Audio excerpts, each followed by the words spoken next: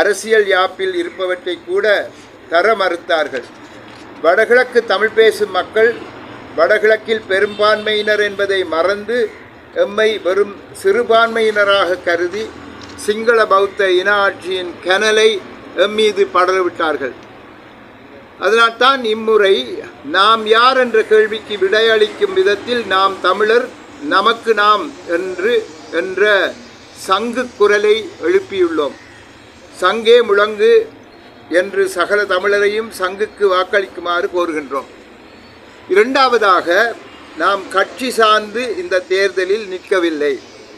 கட்சிகள் கடந்து தேர்தலில் நிற்கின்றோம்.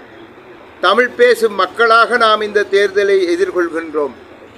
கட்சிகள் வேற்றுமையை வலுப்படுத்துவன, சுயநலத்தை உறுதிப்படுத்துவன. ஆனால் இந்த தேர்தல் கட்சிகள் கடந்து தமிழ் சமூகமாக சிந்தித்து ஒற்றுமையை மையமாக வைத்து நாம் நடத்தும் ஒரு தேர்தல் ஆகும். ஆம், நாம் தான் இந்த தேர்தலை நடத்துகின்றோம். மறக்காதீர்கள், நாம் தான் இந்த தேர்தலை நடத்துகின்றோம். அரசாங்கம் இந்த நாட்டின் ஜனாதிபதியை தேர்ந்தெடுக்க ஜனாதிபதி தேர்தலை நியமித்தது. நாம் அதனை மாற்றி தமிழ் மக்களை ஒற்றுமைப்படுத்தும் ஒரு தேர்தலாக இதனை மாற்றியுள்ளோம். தமிழ் மக்களின் அல்லல்களை அறிவிக்கும் ஒரு தேர்தலாக மாற்றியுள்ளோம். மூன்றாவதாக, நமது ஒற்றுமையை உறுதிப்படுத்த இந்த தேர்தலை தேர்ந்தெடுத்ததற்கு ஒரு காரணம் இருக்கின்றது. பாராளுமன்ற தேர்தலானது தேர்தல் தொகுதிகளில் நடைபெறும். அங்கு உள்ளூர் மக்களே வாக்களிப்பார்கள்.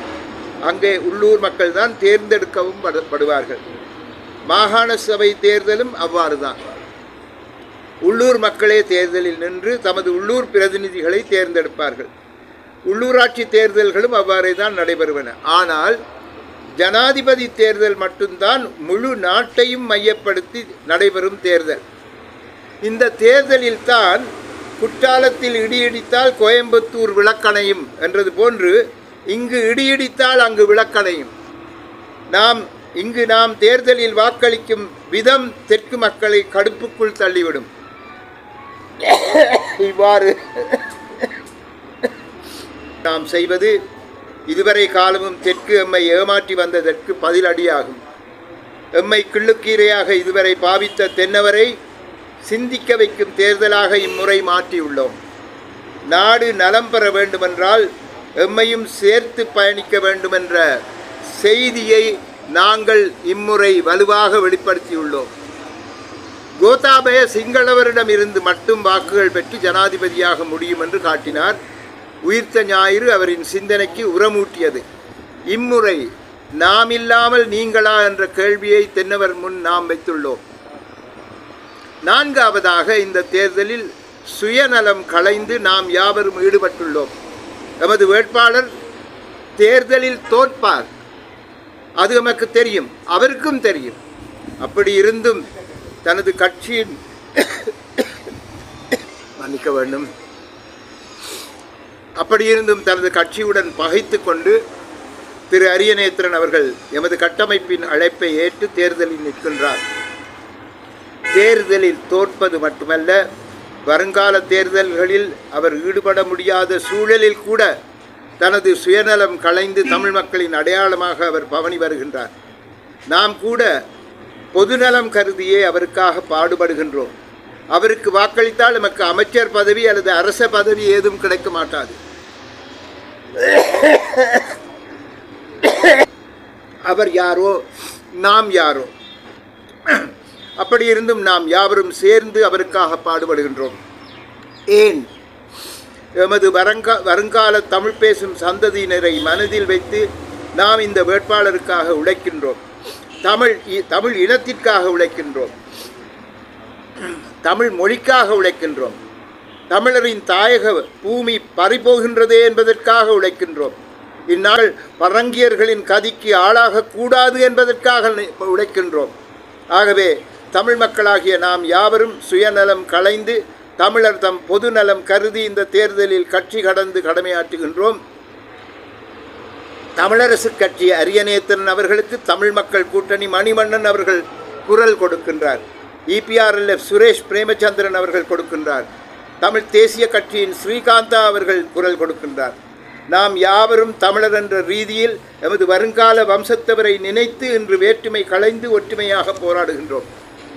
ஐந்தாவதாக, இவ்வாறு நாம் சேர்ந்து பயணிக்கும் போது எம்முள் இருக்கும் காட்டிக் கொடுக்கும் பகையாளிகளை அடையாளப்படுத்துகின்றோம், எட்டப்பர்களை அடையாளப்படுத்துகின்றோம். அவர்களை தவிர்த்து நாமும் பவனியை தொடர்ந்து கொண்டிருக்கின்றோம். தமிழ் பொது வேட்பாளருக்கு வாக்களிக்கப்படாது என்று மேடையேறி முழங்குவேன் என்று கூறியவர் இன்னமும் அந்த கூட்டத்தை கூட்டவில்லை. அடுத்த பாராளுமன்ற தேர்தலில் தெற்கத்திய கட்சி ஒன்றில் இருந்து அவர் நியமனம் பெறுவதே அவருக்கு சாலச் சிறந்தது. தேர்தலை பகிஷ்கரிப்போம் என்றார். தமிழ் வேட்பாளருக்கு வாக்கிடுவதையும் பகிஷ்கரிப்போம் என்றார்.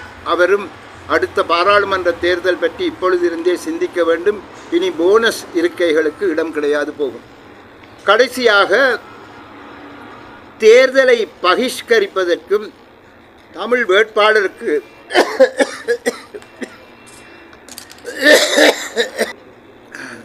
பகிஷ்கரிப்பதற்கும் தமிழ் வேட்பாளருக்கு வாக்களிப்பதற்கும் இடையில் இருக்கும் வித்தியாசத்தை வலியுறுத்த விரும்புகின்றேன். ஒரு மின்சார விசிறி ஓடிக்கொண்டிருக்கின்றது. அதிலிருந்து காற்று வந்து கொண்டிருக்கின்றது. ஆனால் அதில் உள்ள கைகள் எமது கண்களுக்கு தெரிவதில்லை. மிக வேகமாக அவை சுழன்று கொண்டிருக்கின்றன.